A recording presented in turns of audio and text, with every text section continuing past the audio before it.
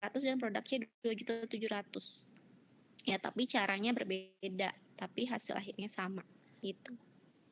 Oke, lanjut. Nah, kemudian kita menghitung sama seperti tadi ya, untuk cost per unitnya berapa gitu kan, join cost per unit.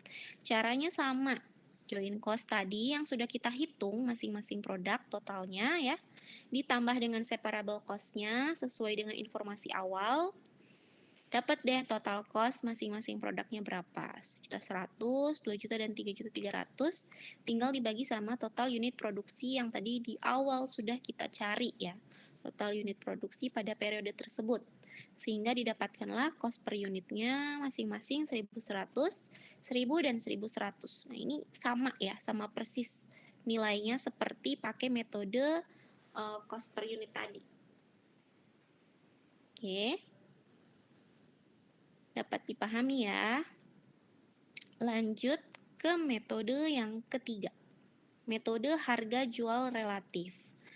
Nah, pada metode harga jual relatif, join cost ini dialokasikan sebanding dengan perkalian antara harga jual dengan unit yang diproduksi. Kayak gimana nanti kita lihat contohnya ya. Nah, jika ada separable cost, maka separable cost harus dikurangi terlebih dahulu gitu ya. Harus dikurangin dulu nih separable cost-nya kalau mau menghitung masing-masing dari join cost per produknya. Gitu. Sampai di sini ada yang mau ditanyain dulu nggak? Terkait dua metode yang sebelumnya. Jelas ya? Cukup jelas ya? Christian kayak bingung mukanya di layar saya ini. Itu selalu sama berarti Bu hasilnya? Maksudnya jadinya cost-nya di akhirnya pun mau pakai metode apa, hasilnya bakal sama juga?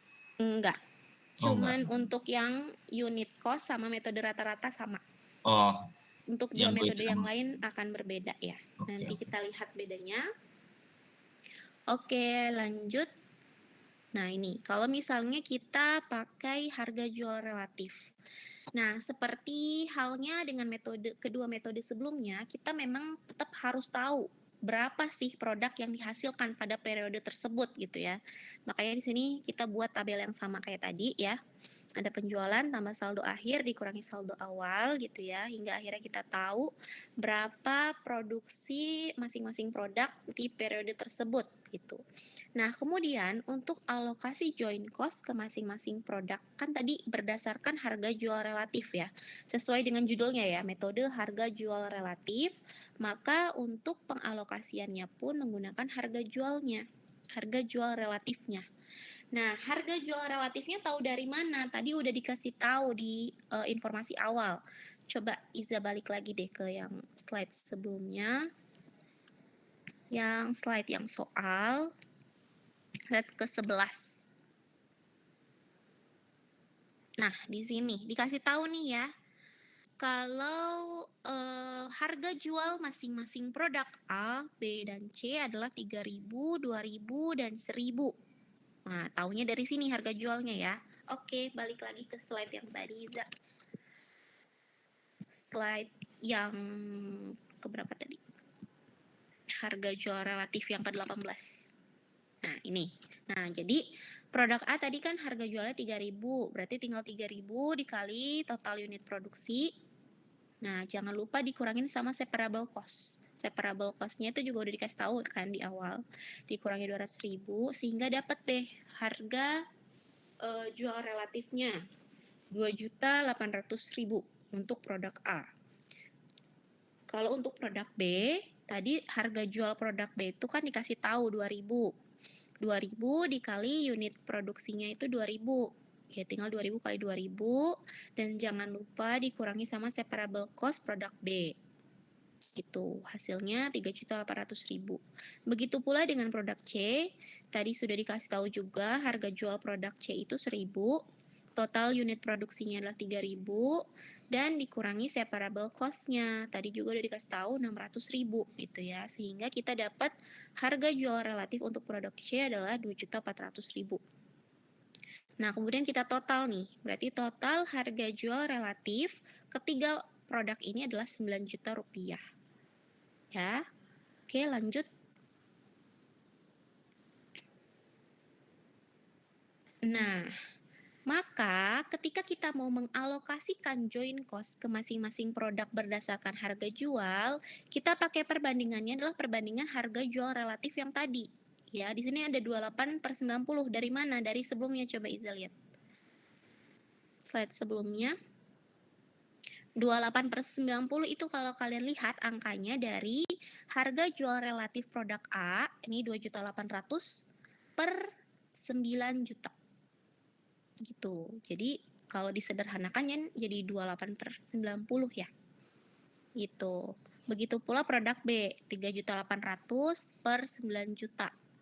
Dan produk C 2.400.000 per 9 juta juga.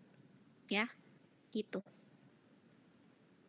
Nah, coba lihat selanjutnya. Nah, jadi di sini ketika disederhanakan 2.800.000 per 9 juta kan jadi 28/90. 3.800.000 per 9 juta jadi 38/90 dan 2.400.000 per 90 kita sederhanakan jadi 24/90. Ya. Dikali 5.400.000 ya. Join cost-nya kan tadi 5.400.000. Sehingga kita dapat deh masing-masing join cost per produk ya adalah 1.680.000 untuk produk A, produk B 2.280.000 dan produk C 1.440.000 ya.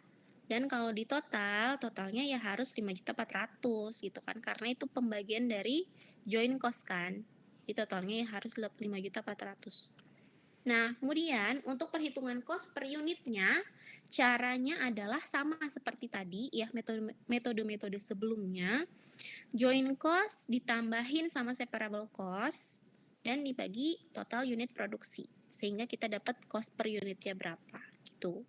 Nah, ini untuk join cost-nya ini kan ngambil tadi ya, yang sudah dihitung dari perbandingan harga jual relatif dikali join cost.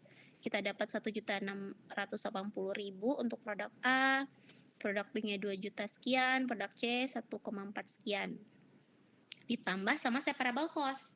Kan tadi pada saat perhitungan ini harga jual relatif separable cost-nya kan dikeluarin ya. Tapi pada saat kita mau menghitung cost per unit, akhirnya kita harus tambahin lagi 200.000, produk B 200.000, produk C 600.000. Sehingga dapat totalnya 1.880.000, produk B 2.480.000 dan produk C 2.040.000. Dibagi sama unit produksi yang tadi kita sudah hitung. 1.000 unit, 2.000 unit, 3.000 unit. Dibagi deh. Dapat deh cost per unitnya ya, masing-masing 1.880, 1.240 dan 680. Sampai di sini ada yang mau ditanyain dulu atau kurang jelas? Coba dilihat-lihat dulu ya, kalau kurang jelas boleh ditanyakan.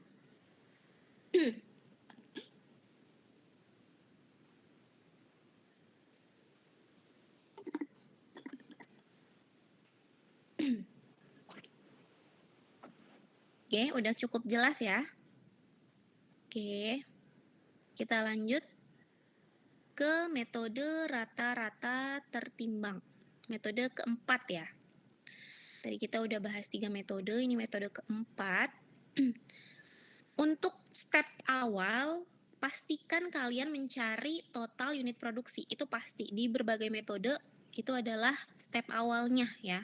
Begitu pula di metode rata-rata tertimbang, kita harus cari tahu dulu total produksi untuk produk A pada periode tersebut berapa gitu kan. Caranya kan sama persis ya, penjualan tambah saldo akhir dikurangi saldo awal. Dapat deh total produksinya berapa untuk masing-masing produk. Nah, kemudian pada metode rata-rata tertimbang, join cost dialokasikan sebanding dengan hasil perkalian antara bobot dengan unit yang diproduksi. Nah, bobotnya ini tadi udah dikasih tahu di soal awal ya. Yang tadi coba Iza deh, biar nggak lupa kita lihat lagi di slide yang ke-11. Nah, slide ke-11 ini ya diketahui ya, bobot produk A banding B banding C itu kan 3:2:1. Nah, inilah yang kita gunakan pada saat kita melakukan perhitungan menggunakan metode rata-rata tertimbang ya. 3:2:1. Oke, lanjut lagi ke slide yang tadi. Slide nomor 20. Nah, Makanya tadi bobotnya 3:2:1. Di sini sesuai dengan bobotnya ya, produk A3, produk B2, produk C 1. Dan dikali total unit produksi masing-masing produk yang sudah dicari di awal ya, 1000, 2000, dan 3000. Sehingga dikaliin aja, tinggal dikaliin. Bobot dikali unit produksi 3 kali 1000 ya untuk produk A dapat 3000 unit. Produk B bobotnya 2 dikali unit produksi 2000 sama dengan 4000 unit. Dan produk C bobotnya 1 dikali 3000 unit sama dengan 3000 unit. Totalnya adalah 10.000 unit. Ini. Nah, ini akan dijadikan dasar untuk menghitung berapa joint cost-nya. Oke, lanjut coba kita lihat slide selanjutnya. Nah, di sini ya, perbandingannya ini, kalau kalian lihat, untuk produk A itu kan 3/10, B 4/10, C 3/10. Dari mana? Coba balik ke slide sebelumnya, Iza. Nah, 3/10-nya itu adalah 3.000 per 10.000 unit. Gitu ya, perbandingannya dari situ. 3.000 per 10.000 unit. Produk B 4.000 per 10.000 unit.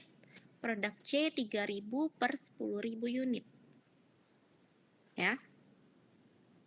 Oke, next.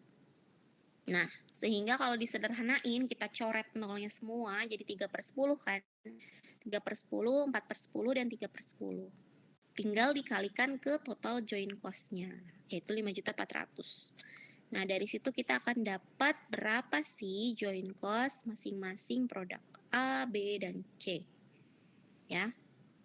Dan ketika joint cost masing-masing proporsi A, B, dan C ditambahkan, ya tentunya totalnya harus sesuai dengan total joint cost-nya ya, 5.400.000 gitu. Oke, sampai di sini ada yang mau ditanyain dulu atau sudah cukup jelas? Jadi mungkin untuk perbedaannya itu pada saat kalian melakukan perbandingannya ya, pakai perbandingannya. Kalau ini kan perbandingannya pakai bobot. Kalau harga jual tadi pakai harga jual ya. Perbandingan harga jual relatif gitu kan. Kalau rata-rata per unit dia pakai biaya rata-ratanya, dirata-ratain dulu gitu kan si joint cost-nya, baru dikaliin sama unit gitu. Nah, kalau misalnya metode unit per produksi, dia perbandingannya pakai total unit produksinya sesuai dengan judulnya gitu. Nah, coba dipahami dulu ya.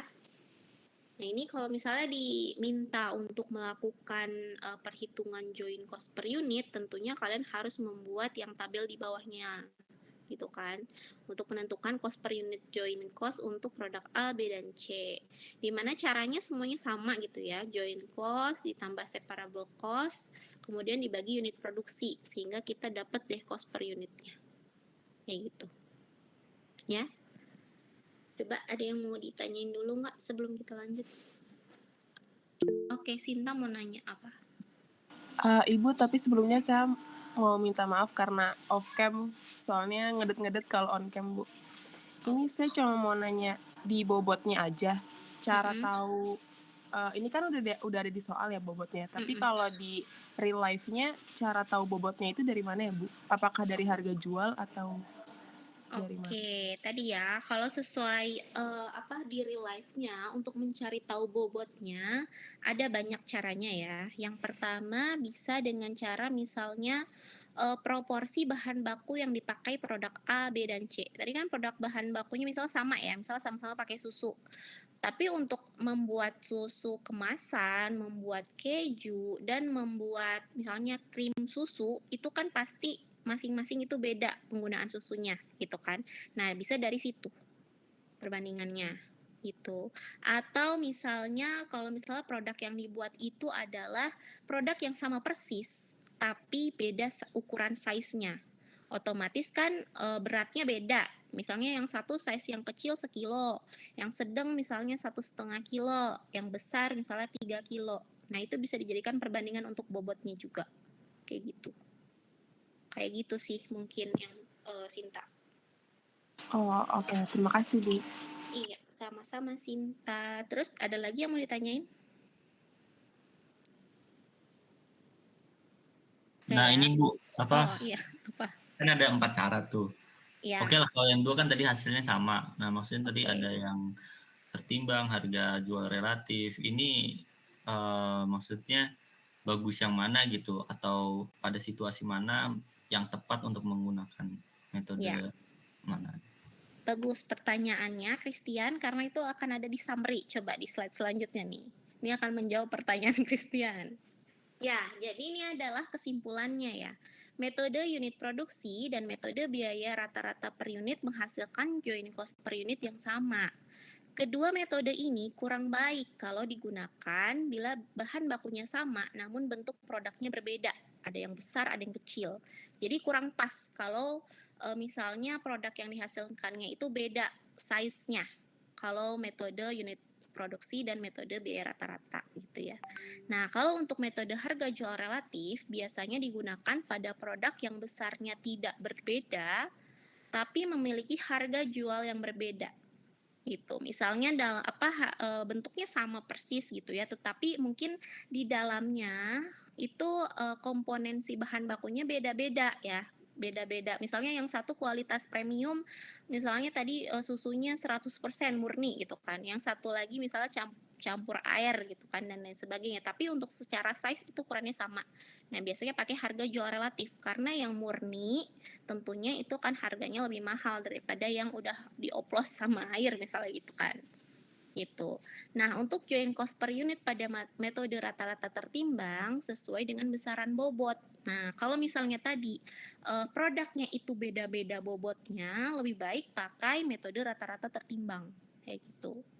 Nah, untuk pada metode harga jual relatif, bila tidak ada separable cost, maka presentase laba kotor tiap jenis produk akan sama. Nah, ini khusus Son. Jadi kalau misalnya separable cost itu tidak selamanya ada di suatu produk.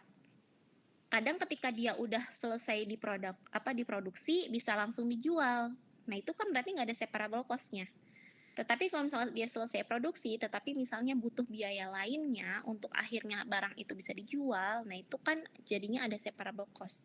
Nah, jadi kalau kalian jangan bingung kalau misalnya nanti kalian menemukan suatu kasus gitu ya, misal dikasih kasus suatu produk A ada separable cost 200.000, produk B bisa langsung dijual, berarti separable cost-nya berapa? 0 gitu. Jadi kalau misalnya tadi kalian pakai cara yang di akhir kan biasanya total biayanya itu harus ditambahin sama separable cost gitu kan. Nah, kalau nggak ada separable cost-nya ya berarti 0 gitu. Begitu pula ketika misalnya kalian pakai metode harga tertimbang. Coba balik lagi deh Iza ke slide yang mana tadi? Slide yang metode harga jual relatif yang ke 18. Nah, di slide 18 ini nih, kan untuk menghitung harga jual relatif, kalian kan harus mengkalikan harga jual dikali unit produksi dan dikurangi separable cost. Nah, kalau misalnya ada produk yang nggak butuh separable cost atau tidak punya separable cost, berarti pengurang di sini adalah 0 gitu, ya. Bisa dipahami ya. Jadi gitu. Nah, jadi terjawab ya pertanyaannya Christian, bagusnya pakai yang mana pada saat apa gitu kan. Jadi kalau misalnya nanti kasusnya dikasih tahu nih produk manufaktur, misalnya nih kalian suruh milih antara 4 metode ya, terus dikasih tahu. Soalnya produk manufaktur ini menghasilkan produk yang memiliki size yang berbeda. Nah, pakai yang mana? Berarti pakai yang rata-rata metode tertimbang gitu ya. Misalnya bobotnya berbeda berarti kan kayak gitu. Nah, kalau misalnya nanti saya kasih soalnya produknya sama persis, tidak ada beda, ya kalian bisa pilih antara unit produksi atau rata-rata unit produksi tadi ya. Metode rata-rata. Gitu. Tapi kalau misalnya saya kasih soal produknya sama persis tetapi kandungannya yang berbeda sehingga menghasilkan harga jual yang berbeda. Pakai yang mana? Pakai yang harga jual relatif gitu, ya. Semoga bisa dipahami ya. Jelas ya, Christian? Ada lagi yang mau ditanyain? Oke, cukup jelas. Oke, next. Nah, ini kita lihat slide-nya ya, terkait presentase lebah kotor, tiap jenis produk akan sama. Nah, coba dilihat buktinya, next. Nah, ini. Kalian dapat melihat di sini ada metode harga jual relatif. Kalau tidak ada separable cost atau pengurang pada saat menghitung joint cost, berarti kan pengurangnya tadi 0 ya, masing-masing 0 gitu kan. Ya, sehingga pada saat misalnya kalian menghitung joint cost nih, udah dapat nih joint cost-nya. Kemudian dapat unitnya gitu ya, total unitnya tadi yang sudah dihitung gitu ya, joint cost dibagi total unit, dapat deh joint cost per unitnya. Nah, kemudian harga jualnya tadi kan 3.000, 2.000, dan 1.000. Nah, untuk profitnya berarti kan 3.000 dikurangi 1.620 ya. Kita punya profit untuk produk A 1.300, produk B 920, dan produk C 460. Nah, kalau misalnya kalian perbandingkan antara profit per harga jual, itu hasilnya akan sama masing-masing produk. 1.380 per 3.000, 46%. Begitu pula 920 per 2.000 jadi 46%. 460 per 1.000, 46%. Gitu. Jadi masing-masing ini dia akan presentase profitnya sama apabila tidak ada separable cost. Tapi kalau ada, maka akan berbeda hasilnya nanti. Itu aja sih, ini kayak cuma tambahan informasi aja ya. Oke. Lanjut. Ada yang mau ditanyain dulu terkait joint product sebelum kita masuk ke costing by product?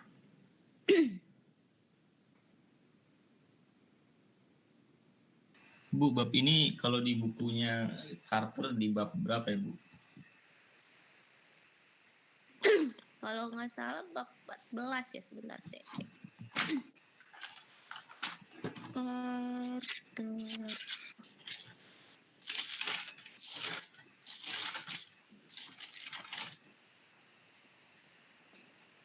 Akuntansi biaya. Activity based costing kalau bab 14. Oh, salah. Bentar ya, saya cek dulu. Ini adalah bab 11 ternyata. Oh, ternyata. Oh, Bab oke. 11. Ya, coba dilihat di bab 11-nya, dipelajari lagi. Oke, lanjut ke costing by product. Ya, kalau tadi kita terkait main product yang punya joint cost ya, yang punya biaya bahan baku yang sama gitu ya, tapi menghasilkan produk-produk yang berbeda sehingga mereka punya joint cost.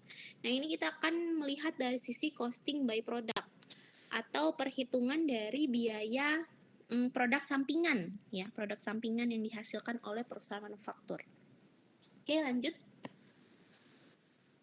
Nah, ini by product ya. Yang namanya juga produk sampingan, dia itu bukan tujuan produksi ya. Dan kemudian terjadi dengan sendirinya. Kayak tadi ya, kalau misalnya perusahaan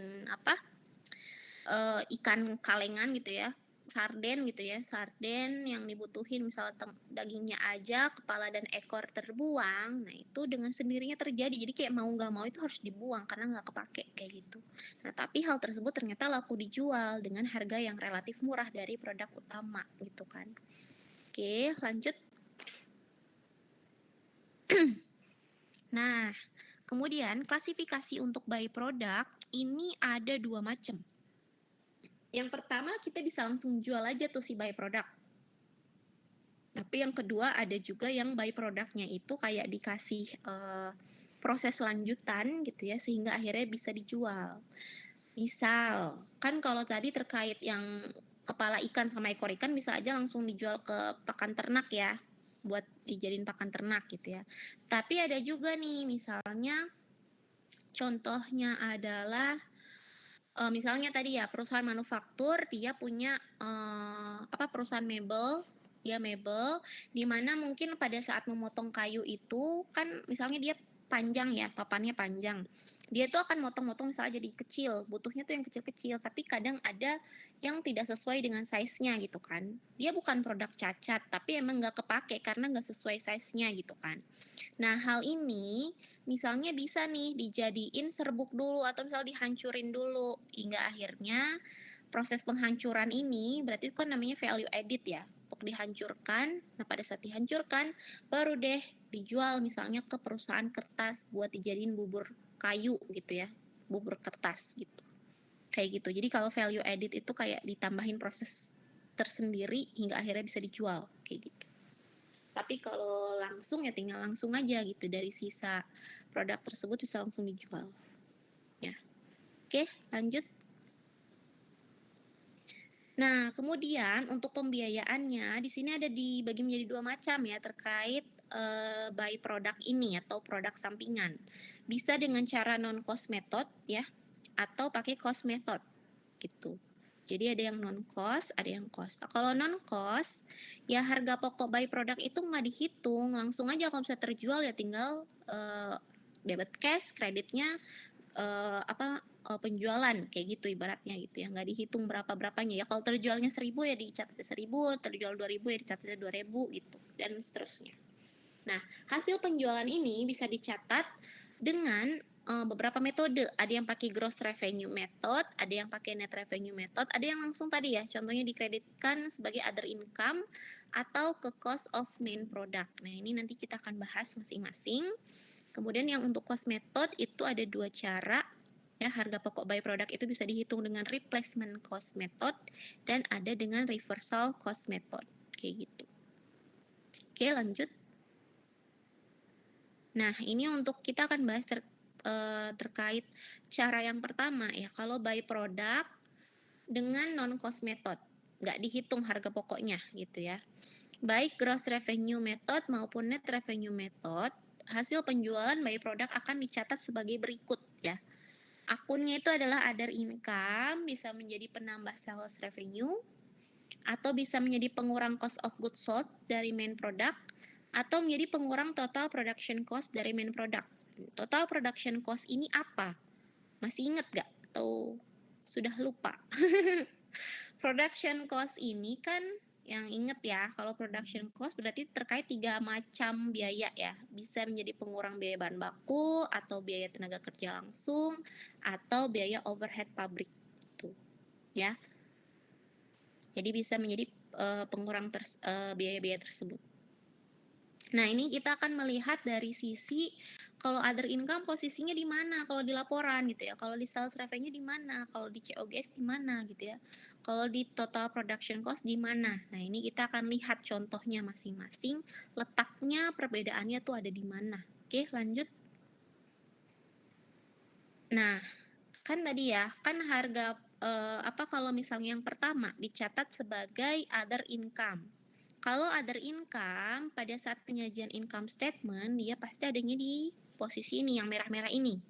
Other income, kasih keterangan, revenue from sales of byproduct, 1.500. Ya, jadi hasilnya income before income tax itu adalah 4.500 gitu. Jadi kalau misalnya kalian punya dari awal ya, kita lihat. Kita punya sales penjualan dari main product itu 10.000 unit dikali $2. Totalnya kan berarti 20.000. Kemudian kalian punya beginning inventory-nya ya untuk menghitung cost of goods sold ya, beginning inventory 1.000 dikali $1,5. Total production cost 11.000 dikali $1,5, hasilnya 16.500. Dan cost of goods sold available for sale berarti kan total dari beginning ditambah production ya. 1.500 tambah 16.500, totalnya 18.000. Kemudian untuk ending inventory itu kita punya 2.000 unit, tinggal dikali $1,5 gitu ya, sama harganya. Ya, hasilnya $3.000. Kemudian kita dapat nih kalau gross profit selesai sampai di itu kan, kalau ketahuannya di sini gross profit 18.000 dikurangi 3.000 15.000. Berarti ini COGS sales dikurangi COGS itu gross profit gitu kan. Nah, tadi perbedaannya antara gross profit dan net revenue itu apa? Kalau gross profit itu kan udah sampai di sini aja ketahuannya ya, 20.000 dikurangi 15.000 atau sales dikurangi COGS. Itu kan kalau gross profit. Tapi kalau net berarti dia harus dikurangin sama marketing and administrative expense gitu. Nah, jadi hasil akhirnya operating income itu adalah sama dengan net income, yaitu 3.000. Nah, untuk kalau misalnya dia menambah atau hasil penjualan by product itu dicatat sebagai other income, dia posisinya ada di bawah setelah operating income ya.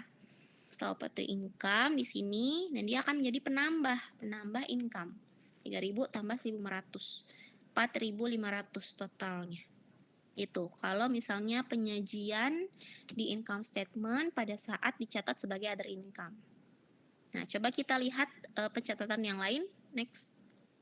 Nah, kalau dia sebagai penambah sales revenue, maka dia akan adanya di atas dong ya. Penjualan kan tadi penjualan posisinya di atas ya. Nah, kalau misalnya si sales dari by product ini diakui sebagai penambah revenue, maka posisi dia itu harusnya ada di atas penambah revenue.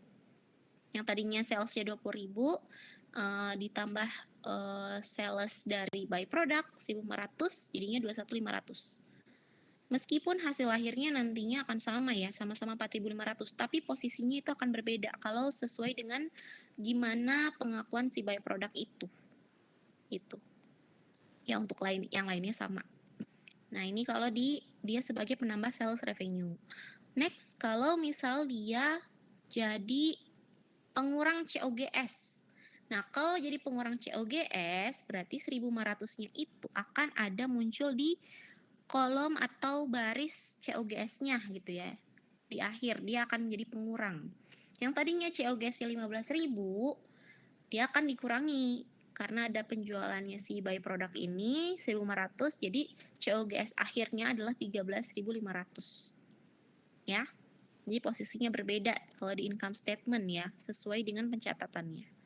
Dan yang terakhir, kalau dia dicatat sebagai pengurang production cost, nah ini agak lebih berbeda ya daripada yang lain. Karena dia menghasilkan operating income-nya juga berbeda. Yang lain kan tadi 4.500 ya. Kalau ini 4.375. Kenapa? Karena asumsinya kalau misalnya dia menjadi pengurang production cost, berarti itu kan akan menjadikan cost of goods sold-nya itu kan berubah ya. Ya kan? Dia akan merubah cost of goods sold. Berarti nanti akan ada adjustment kan? Nah, ketika ada adjustment itu akan ngikut di harga pokok produksi di selanjutnya. Gimana gitu ya? Agak bingung. Nih, awalnya nih, misalnya kita punya nih beginning inventory 1.000 unit dikali $1,35.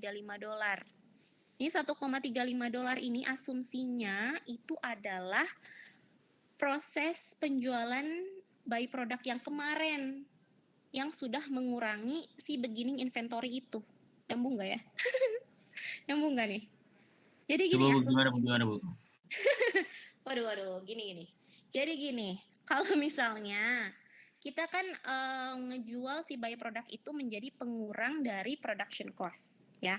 Production cost itu tadi ya 3, BBB, BTKL, atau BOP. Which is kalau mengurangi ketiga hal tersebut itu akan mengurangi si COGS dong otomatis ya kan. Nah, kalau ngurangin COGS berarti kan ada adjustment tuh. Mungkin yang tadinya COGS-nya segini kan nanti ketika ada pengurang dari by product, si COGS-nya jadi berkurang. Nah, ketika COGS itu berkurang, hal tersebut akan berdampak kepada harga atau total persediaannya, total inventory-nya, ya kan? Nah, total inventory-nya itu yang sudah di-adjust karena ada by product, nah itu akan dibawa menjadi beginning inventory di next month, gitu, di next period. Paham nggak sampai di sini? Ya, kalau misalnya ada perubahan COGS, nilai COGS itu kan berarti akan menjadi nilai persediaan, ibaratnya gitu ya. Ya kan? Ya nggak? Ya tidak. Maksudnya Ya, jadi nilai persediaan gimana Bu? jadi kan misalnya nih, punya persediaan, gimana ya cara ngejelasinnya ya? Jadi kalau misalnya kan COGS itu kan dihasilkan atau dicatat dari total BBB, BTKL, dan BOP kan? Ya. Nah, kalau misalnya si COGS-nya itu berkurang, berarti secara nggak langsung biaya produk, kan itu biaya produk COGS itu kan memberikan representasi bagi biaya produk untuk semuanya gitu kan. Tapi kalau COGS itu kan yang terjualnya aja gitu ibaratnya gitu kan. Nah, kalau misalnya ada adjustment, berarti kan COGS itu kan menurun. Otomatis itu merepresentasikan bahwa total produk yang lain itu kan biayanya jadi menurun gitu. Paham nggak sampai di situ? Ya, Astrid udah paham tuh, udah paham. Nanti tanya Astrid ya, Christian kalau masih bingung. Oke, jadi sampai di situ coba dipahami dulu gitu ya. Itu akan kayak berdampak kepada nilai persediaan. Karena COGS itu kan mencerminkan nilai persediaan yang terjual. Tapi kan nilai persediaan yang lain itu kan harusnya sama harganya gitu kan. Tapi karena ada pengurang dari penjualan by product, nilai persediaan tersebut otomatis akan menurun gitu. Sehingga kenapa di sini 1,35 merah-merah? Kalau kalian lihat coba yang sebelumnya, Iza. Coba lihat yang sebelumnya, slide sebelumnya persis. Nah, kalau dilihat di sini, kalau dia tidak mengurangi production cost si by produknya itu, dia tetap $1,5. Nah, tapi kalau misalnya ada perubahan yang mengadjust si COGS, which is COGS itu berarti kan harga persediaan gitu ya, otomatis harga persediaan juga berkurang nilainya gitu ya. Nah, itu akan terbawa di periode selanjutnya. Makanya di slide selanjutnya, next, Iza. Nah, di sini bukan 1,5 tapi 1,35 karena ada penyesuaian di periode sebelumnya yang didapatkan dari penjualan si by product tadi. Kayak gitu. Ya, coba nanti dipahami lagi lebih dalam ya. Saya jelasin segini dulu aja. Kalau ada pertanyaan silahkan, tapi penjelasan saya akan sama tetap kayak gitu. Coba dipahami dulu ya. Itu kalau yang 1,36 itu dari mana, Bu? 1,36 mana? Ini loh. Yang 12 Oh, itu. ini ya. Ini kayak next step-nya ya. Ketika kita udah dapat 135 gitu ya, asumsinya karena dia ada perubahan harga COGS di periode sebelumnya yang terbawa menjadi beginning inventory gitu kan. Nah, ternyata di periode sekarang kita bisa jual by produk lagi nih gitu ya, laku lagi nih 1.500 gitu kan. Nah, berarti 16.500 dikurangi 1.500 itu jadi 15.000. Nah, 15.000 ditambah sama total beginning inventory, totalnya 16.350. Nah, 1,3625 itu adalah 16.350 dibagi 12.000 unit kalau nggak salah. Coba hitung deh.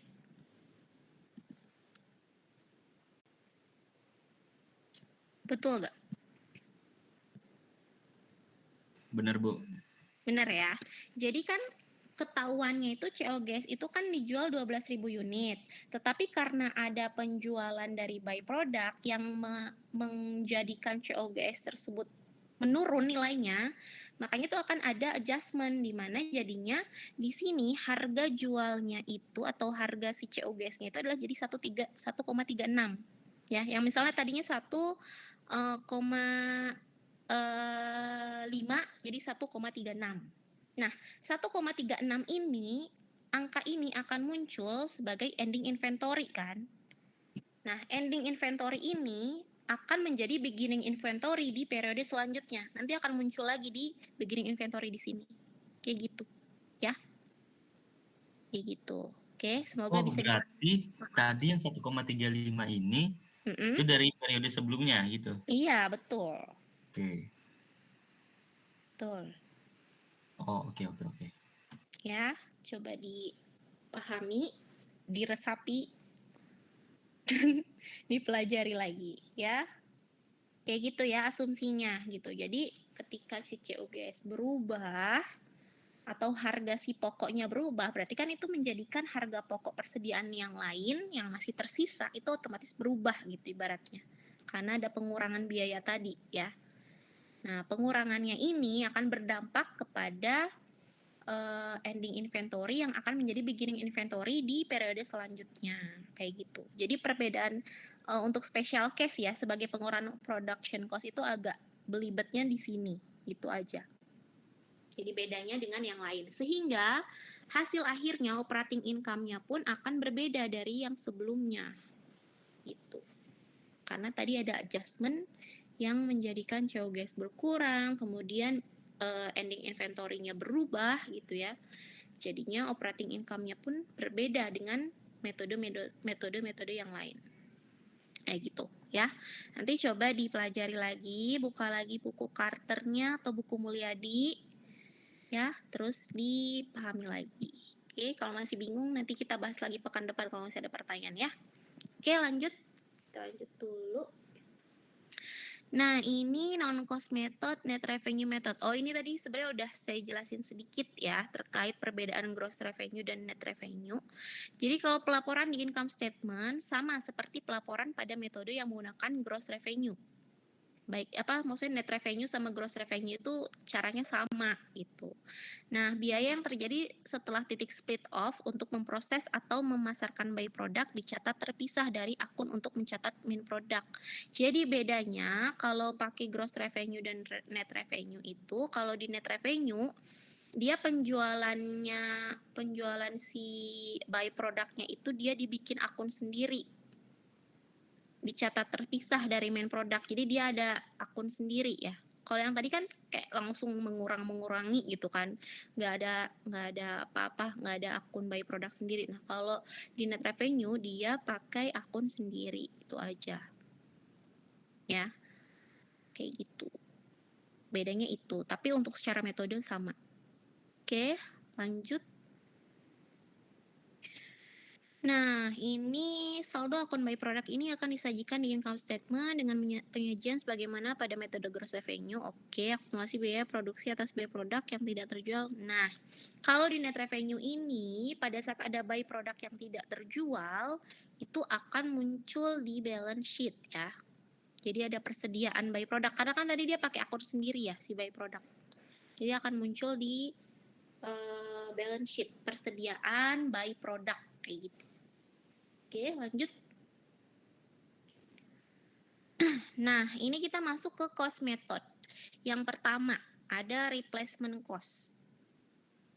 Metode ini digunakan pada perusahaan yang by produknya dipakai oleh bagian lain, misalnya departemen di perusahaan yang sama. Dan ini akan mengakibatkan yang namanya transfer pricing. Kalau kalian ingat terkait departementalisasi, nah itulah seperti itulah kurang lebih gitu ya. Jadi kalau misalnya, tapi kasusnya gini, misalnya di departemen A, dia kan tadi ya memproduksi, misalnya ada sisa atau produk yang dihasilkan yang nggak terpakai, sisanya nggak terpakai untuk menjadi main produk. Nah, sisanya tersebut tuh ternyata bisa diproses lagi di departemen D gitu, untuk akhirnya menjadi bahan baku pendukungnya. Nah, pada saat penggunaan produk dari bahan baku A ke B, nah itu akan terjadi kan ada, kalau kalian ingat ya, kalau pas kemarin itu ada produk yang dikirim ke departemen B, terus di B nyatet produk yang diterima dari departemen A, kayak gitu.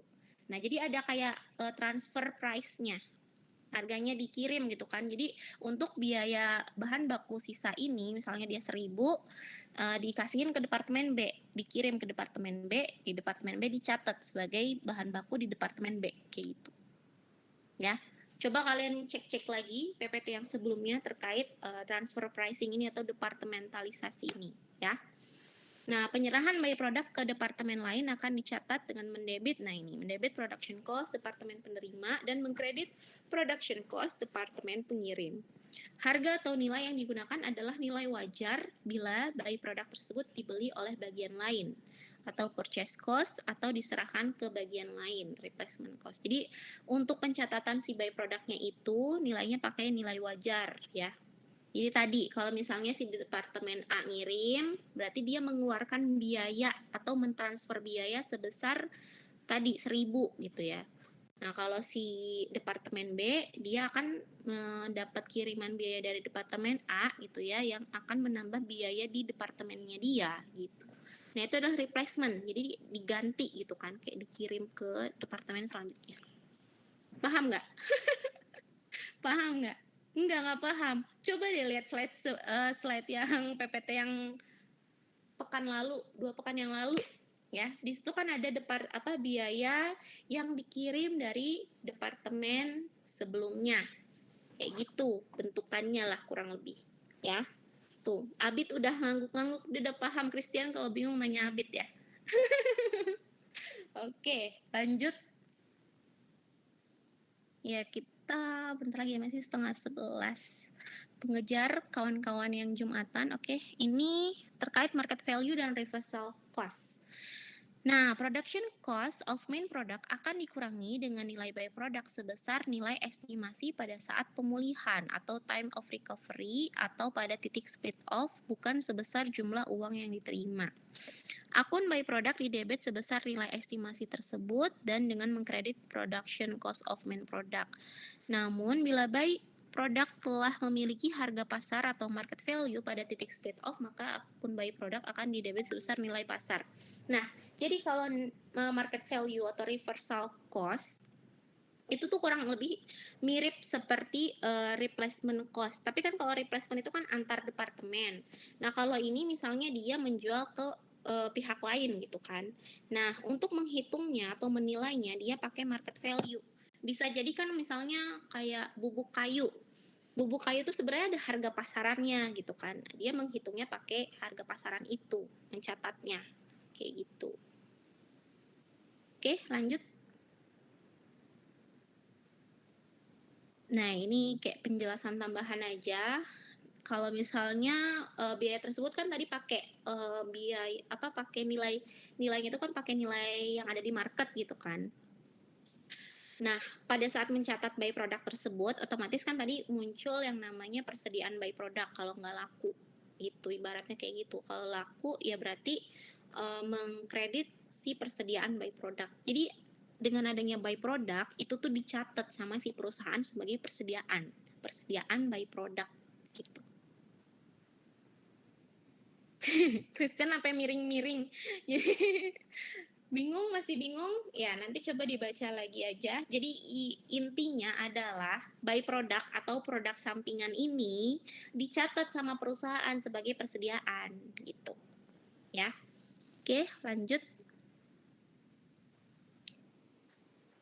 Nah, ini adalah cost method yang market value reversal cost. Nah, di sini kita bisa melihat ya, kalau misalnya dibagi menjadi dua macam, ada main product, ada by product. Main product itu kan tadi produk utama yang memang diproduksi oleh perusahaan. Sedangkan by product itu adalah produk yang dihasilkan atau produk sampingan yang terjadi karena proses pembuatan produk utama. Gitu. Kayak tadi ya, misalnya contohnya yang ikan lagi ya. Ikan, kepala dan ekor ikan masuknya ke by product, tapi kalau badannya dijadiin main product gitu misalnya. Nah, di sini kita bisa lihat nih, di main product ada materials, labor, dan factory overhead seperti biasa ya. Kemudian total production-nya adalah 160.000 dan unitnya itu ada 40.000 unit. Jadi dari 40.000 unit ini total cost-nya itu adalah 160.000 dolar ini ya, dolar. Nah, kemudian diketahui market value dari by product adalah 1,8 dolar.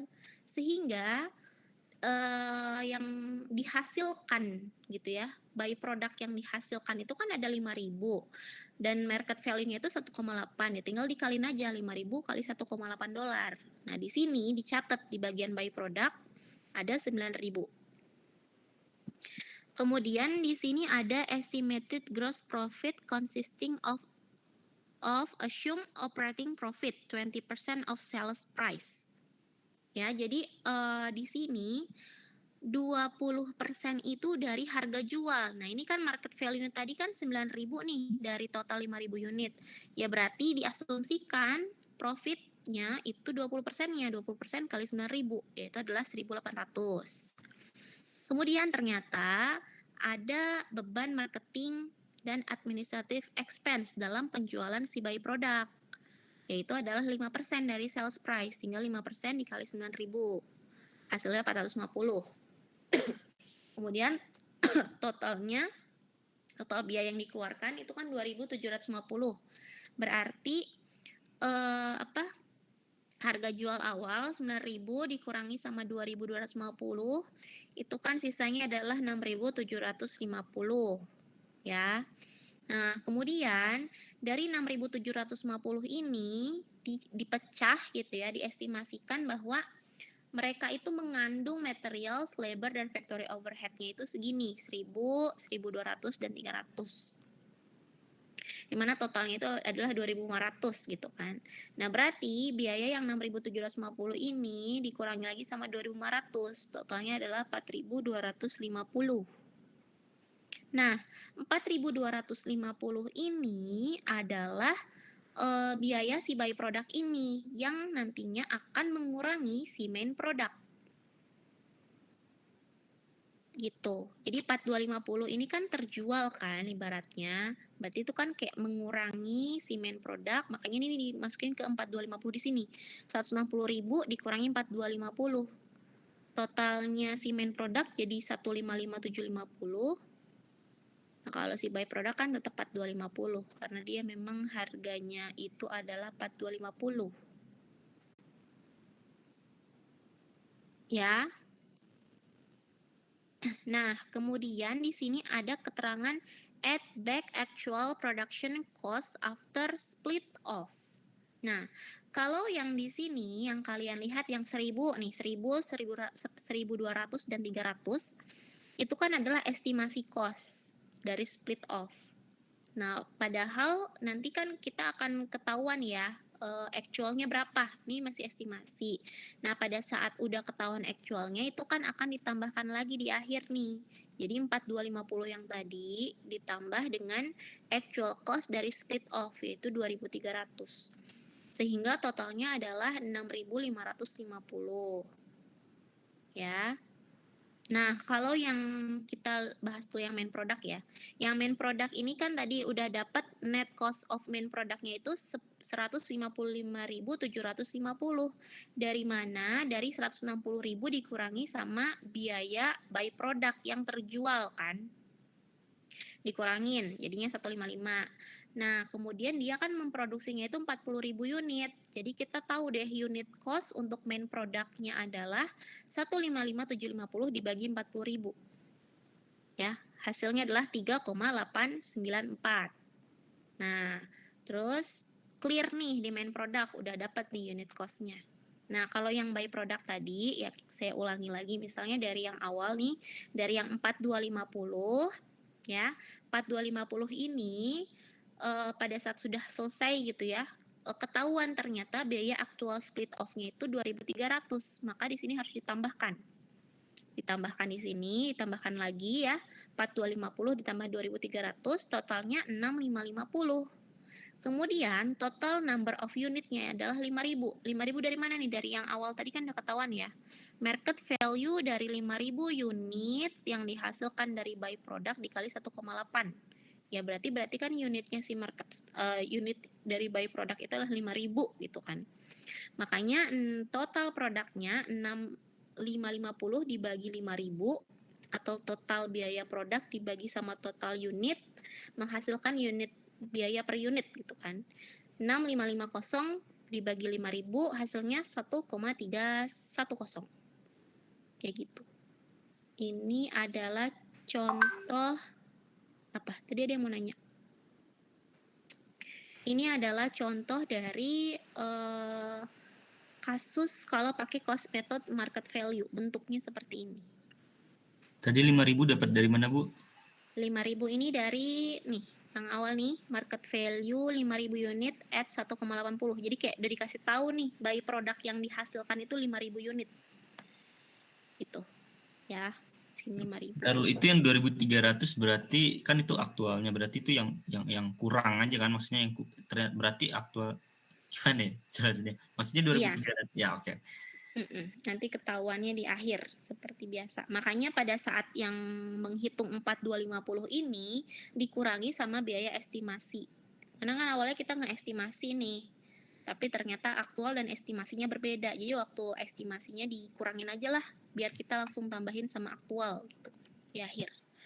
2.300 sehingga dapat deh total biayanya itu adalah 6.550. untuk 5.000 unit. Berarti per unitnya 1,310. Gitu. Ini Kenapa adalah yang 2.300 nggak dimasukin ke main produk juga, Bu? enggak dong, karena ini actual untuk si by product aja. Oke. Mm-mm. Dan estimasi yang ini pun, estimasi di sini itu adalah memang untuk by product aja. Nggak ada kaitannya dengan main product.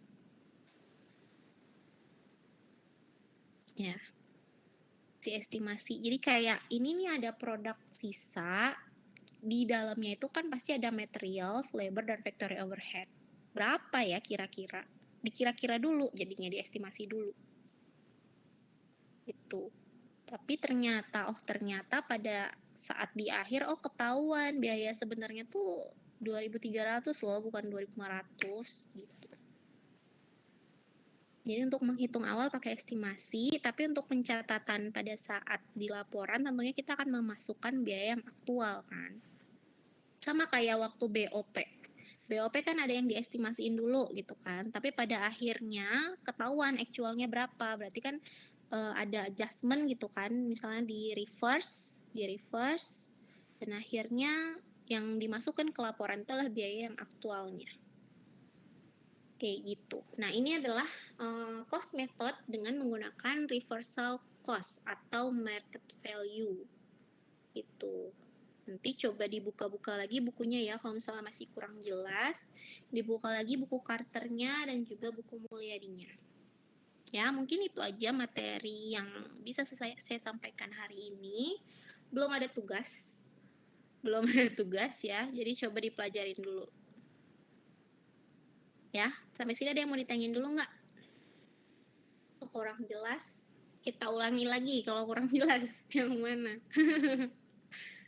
Ya, mungkin masih awal-awal biasa ya, masih mengawang-awang. Nanti kalau misalnya dibaca sekali, 2 kali, 3 kali, 4 kali, mungkin masih mengawang-awang juga, 5 kali, 6 kali, coba tahu udah jadi lebih paham ya. Gitu. Ya, kurang lebih seperti itulah materi hari ini. Ya, terkait join product dan buy product. Join product tadi apa, yang produknya punya biaya, punya bahan baku yang sama gitu ya, yang menghasilkan biaya yang bersama-sama tapi harus dipisah per produknya, hingga akhirnya kita harus tahu berapa unit cost per produknya berapa. Begitu juga dengan buy product. Kalau buy product itu adalah produk sampingan, bukan produk utama yang dibuat oleh perusahaan, tapi bisa dijual, makanya tetap harus masuk di pencatatan. Tuh. Oke, kalau tidak ada lagi yang didiskusikan atau ditanyakan, sampai di sini aja ya perkuliahan kita hari ini. Kurang lebihnya mohon maaf kalau misalnya nanti kalian udah baca-baca berkali-kali masih bingung.